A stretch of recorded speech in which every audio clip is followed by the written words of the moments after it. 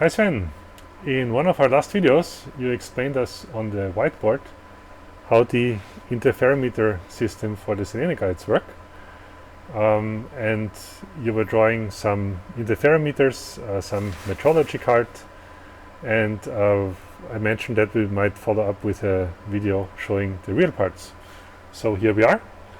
This is the metrology part that they were talking about. It looks quite impressive and complex. So can you maybe explain to us a little bit where these components are that you have drawn on the whiteboard and how they work? Absolutely.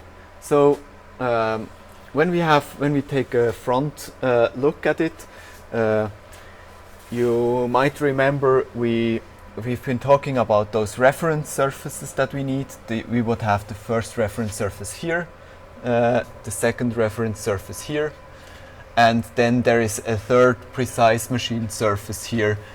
This is basically then this surface here defines the zeta precision, and those reference surfaces on the top and on the bottom of the actual guide, they give us then they give us the y precision and of course also the rotation around Z.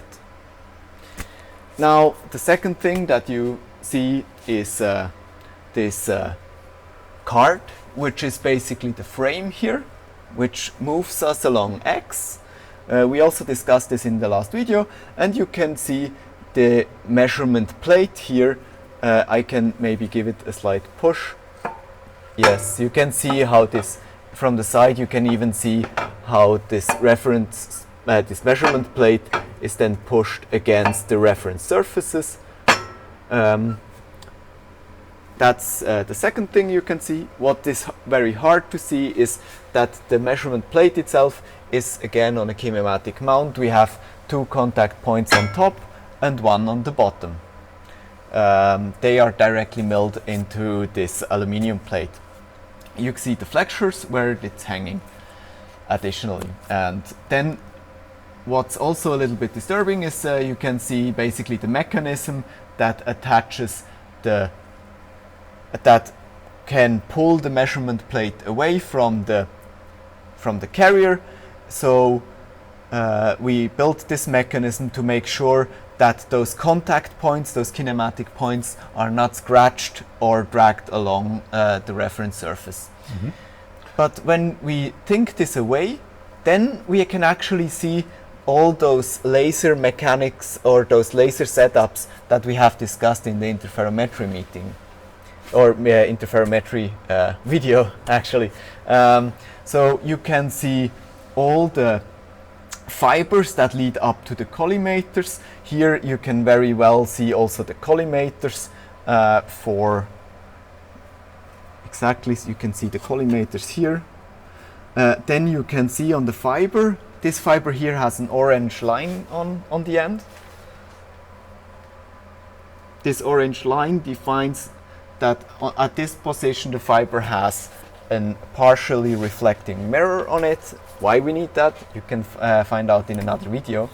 And then a little bit hidden, you can actually also see the retroreflectors. So one is, for example, right behind this collimator here, and they kind of are